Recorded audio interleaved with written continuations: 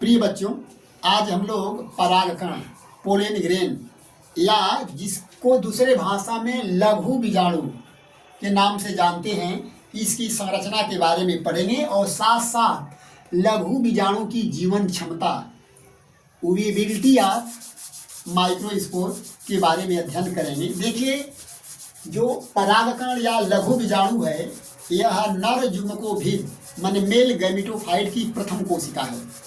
इसी के बारे में हम लोग पढ़ेंगे कि परागकण क्या है। देखिए, परागकण जो होता है यह एक मेल गैमेटोफाइट नहीं, लेकिन क्या है, यह मेल गैमेटोफाइट की एक प्रमुख अवस्था है। अर्थात परागकण अति सूक्ष्म, इसका जो आमाप होता है अलग अलग होता है और जितने परागकण हैं उन परागकण का जो माप होता है, मेजर होता है, जो साइज होती है वह 20 से 25 मिली माइक्रोन होता है। माने लगभग परागकण का जो आकार होता है, आमाप होता है 20 से 25 मिली माइक्रोन होता है। और जो सबसे बड़ा परागकण होता है वह होता है मिराबिलिस जलापा। मिराबिलिस जलापा, जो इसका जो माप होता है, इसकी जो माप होती है वह होती है 20 मिली माइक्रोन। मिराबिलिस जलापा के परागकण का जो आमाप होता है, माने जो माप होता है वह 20 मिली माइक्रोन होता है, जो सबसे क्या होता है, बड़ा होता है। और इसके बाद मायोसेटिन दूसरा होता है, मायोसेटिन, जिसको कहते हैं मायोसेटिन एल्पेस्ट्रिस।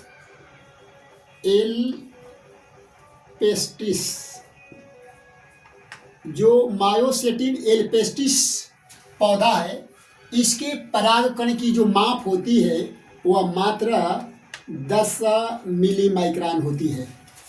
और जितने भी परागकण होते हैं उनका जो आमाप होता है लगभग 20 से 25 मिली माइक्रोन होता है।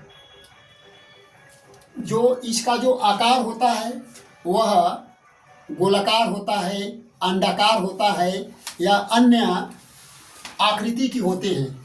अब जो परागकण होता है, अब देखिए परागकण है, लगभग क्या है, अंडाकार होता है। और इसमें जो द्विबीजपत्री होते हैं, द्विबीजपत्री के जो परागकण होते हैं उसमें जगह जगह उभार होता है, जिसे हम कहते हैं जर्मपोर। और जो एक बीजपत्री होते हैं उसमें कहीं कहीं क्या होती है, दरारों के रूप में पाया जाता है। अब देखिए, ये इसका एक ओवाल आवरण है,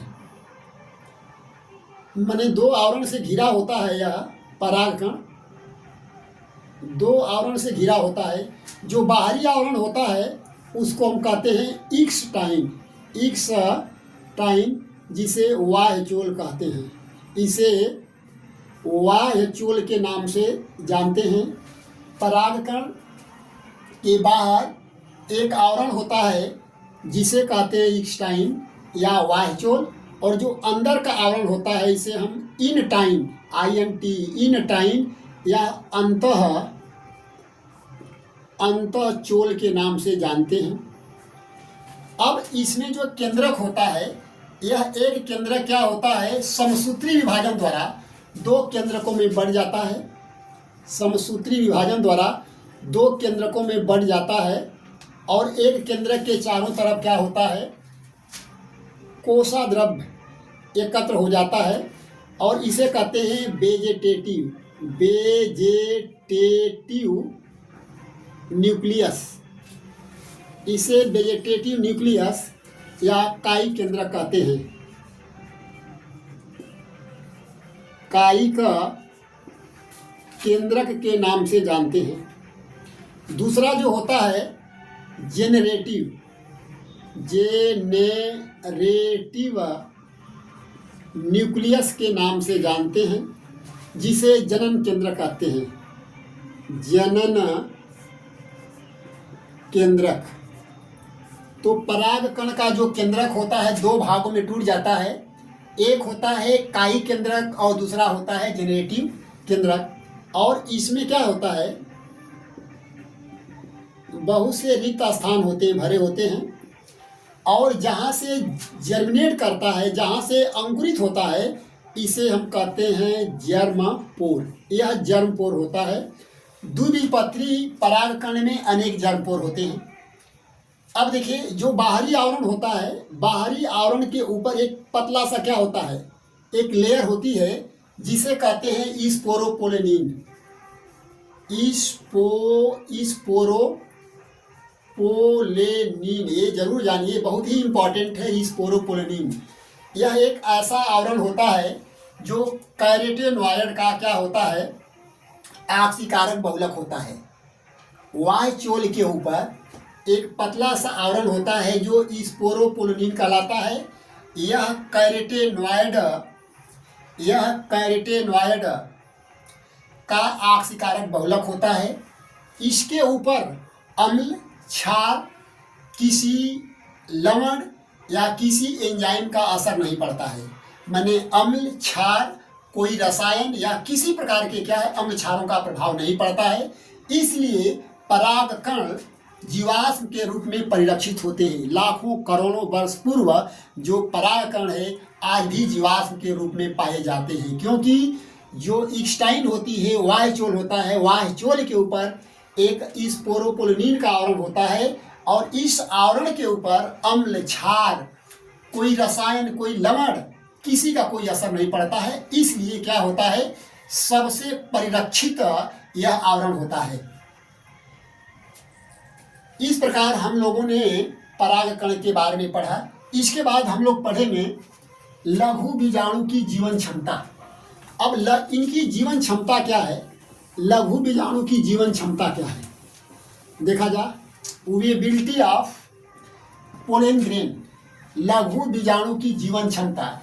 देखिए, अलग अलग परागकणों की अलग अलग जीवन क्षमता होती है। कोई भी परागकण जितने दिनों तक सक्रिय रहता है, एक्टिव रहता है, जीवित रहता है, उसे कहते हैं जीवन क्षमता। हम जानते हैं कि ग्रेमिनी परिवार में, ग्रेमिनी माने घास परिवार, घास परिवार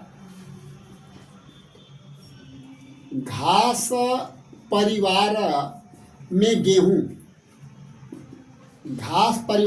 गेहूं और चावल।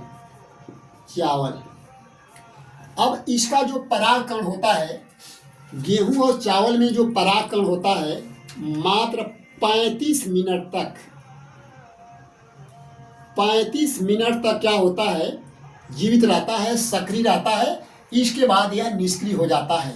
लेकिन मालवेसी परिवार और रोसेसी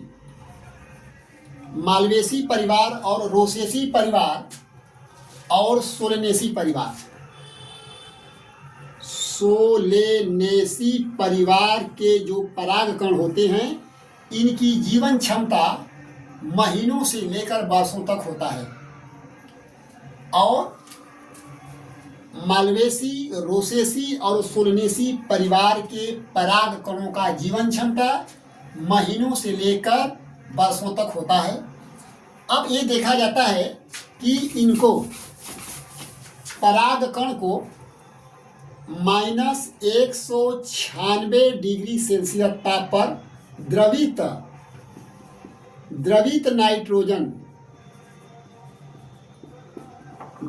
नाइट्रोजन में इसको संरक्षित किया जाता है। -196 डिग्री सेल्सियस ताप पर द्रवित नाइट्रोजन में संरक्षित किया जाता है।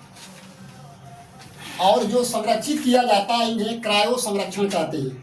क्रायो संरक्षण, या हम कह सकते हैं क्रायो प्रिजर्वेशन।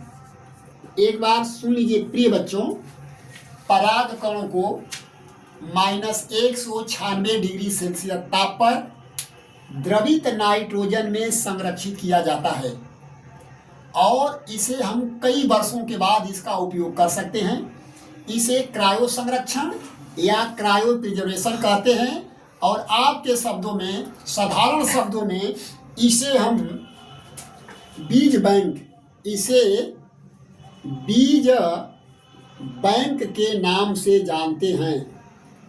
इस प्रकार बच्चों, आज हम लोगों ने परागकण एवं परागकण के जीवन क्षमता के बारे में पढ़े तथा परागकण को कैसे संरक्षित किया जाता है और इसका उपयोग लाइफ में कभी भी किया जा सकता है।